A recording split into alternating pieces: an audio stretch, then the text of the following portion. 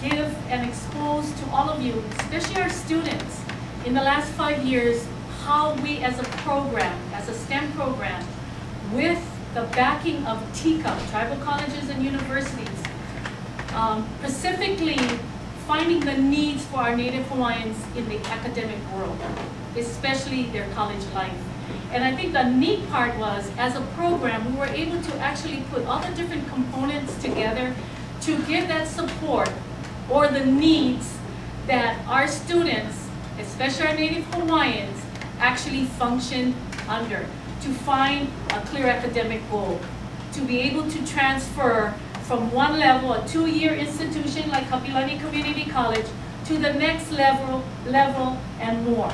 And what I did was I just kind of put a scope, because I really felt this was important to see, that we actually started to figure out how are we going to attract our families. How are we going to attract our Native Hawaiian families? Because we know that every child is impacted by what their mom, dad, grandma, grandpa's background is. And so with that in mind, we were able to actually put summer bridge programs together. We went from one summer bridge program with 20 students to this year having 5 summer bridge programs with 130 students all at one time. That's huge. That's huge. And for the most part, I want to say at least 95% are Native Hawaiian students coming from maybe 14 different high schools throughout the state. With that, we actually were able to, the place that you're at is our STEM Center. Our STEM Center has become what was put in that vision or grant of that sense of place. And we know that we need that trust factor, that feeling comfortable, that understanding that if I went there, that I could sit and be myself, I could get the help that I need. And that's what this center has actually created for our students here, all our students. But using our Hawaiian values background to incorporate this style of learning. With that, we've been able to hire, like this semester we hired like 55 students, paid hiring positions, whether it's a student kako'o, Alaka'i Plus, a research student, a peer mentor, whatever it may be, these students are here to support the students who are in the STEM fields. So you're talking chemistry, math, your biology, the portions that are somewhat challenging for our students, and they do get that help. And of course, today is one of our pa'inas. What we created was how are we going to bring our students together so that they know that we still care about them even if we don't see them in a week. So we formulated that if we met once a month as a group to kuka, to exchange knowledge, to value knowledge with each other, it was a way to build the social networking for our students to feel even better when they go to the classroom by identifying another student that was at the STEM Center to then find some kind of study person to be with. And that is tremendously a true factor. In-house, we are moving, but in-house we do have our faculty members that actually live in these rooms, so they have to walk by our students. They have to look at them like they expect our students to look at them when they're in their classroom. And that has also been a real plus to be able to not feel intimidated by our faculty members when they're in the classroom. So that has helped a whole lot. And of course, our community partnerships. We have partnerships from the national level. From Alaska to, of course, DC. QEM, Quality Education for Minorities. We have worked with all the different islands, different projects, all the different universities, be it CC or 4-year institutions. We've established that. We've established that with our high schools through our summer bridge. But now they're asking us to even go at a lower age. That's kind of hard. John always tells me, excuse me, we are a college, not a high school or a grade school, but somehow we find a way to support each other. And then of course our internships and research. what we have found is that most of our Native Hawaiians especially have a hard time to do research during a semester. But if we give them that opportunity to do an internship through the summer, where they have no courses that they have to be responsible for, and they don't have to work, and this internship supplies a skill building effort and also supports a financial need.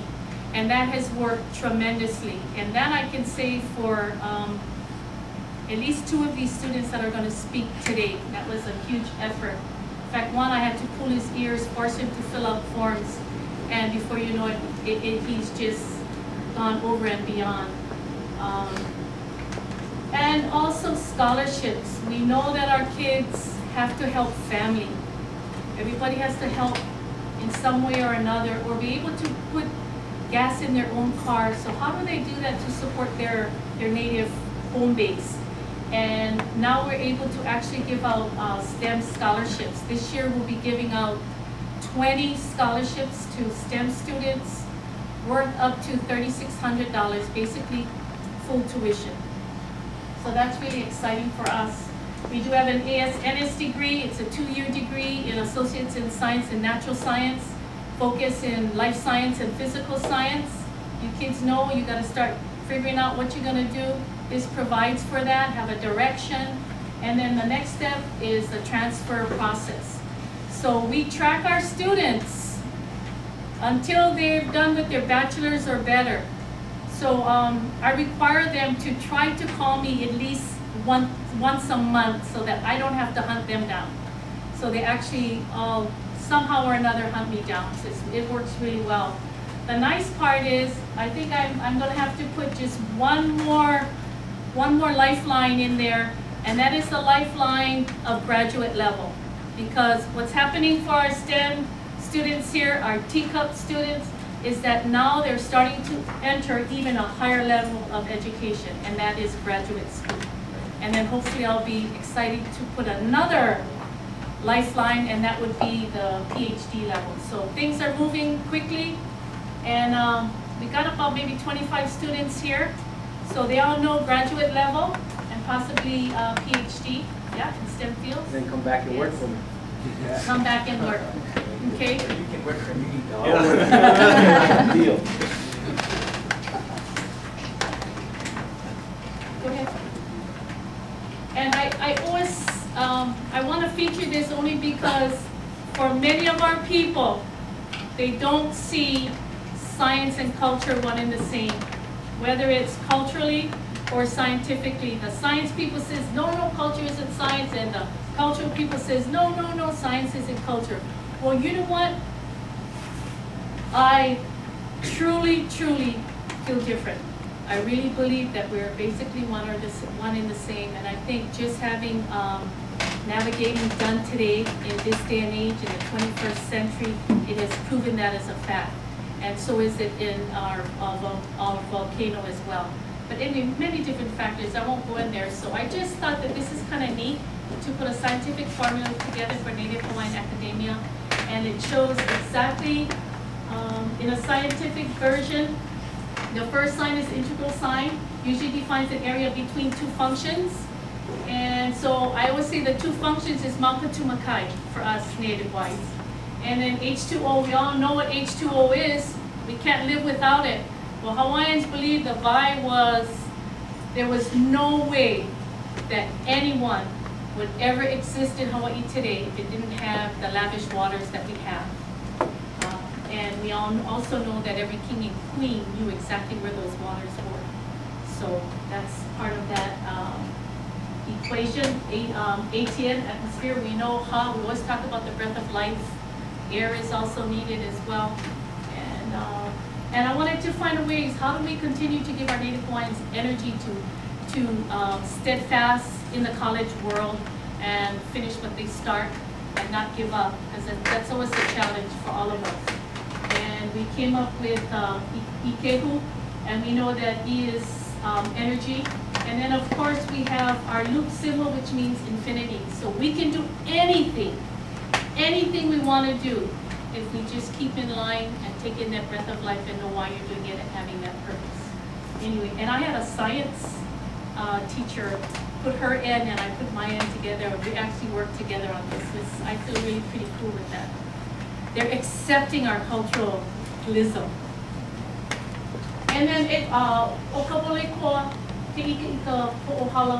it really means, this is what, as a Napunohiao type of olelo, we're talking about the confidence of every Native Hawaiian.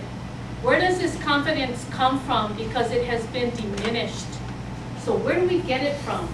We get it from the results of societal encouragement. And I believe that STEM, this program, tribal colleges and universities, is that societal encouragement that is giving back to our indigenous people to be successful and the scientists that I believe they are. But the real meaning for this in a cultural sense is that if you were to pick a core tree from Mauka, and you pick that core tree because you know that that is the one that our bird has pecked on, and it is going to be that good canoe that will handle 5 or 6 people, whatever it may be. That canoe that's up in the Mauka will come down to the ocean. It doesn't necessarily stay up in that Mauka. It comes down to the ocean to be used. And that concept is the ahupua'a of mahele. How do we help each other out? How do we help each other out? That everything has value in its use. Okay, so with that, I just want, these students don't really get to hear these presentations. A lot of times, it's always for other industries or educational institutions. And it's important for them to sometimes hear what our program has really established for them to be successful. And the outcome is these, see these banners we have up here? All these students are TCUP students that have been accepted into four-year institutions in their colleges or schools of their choice.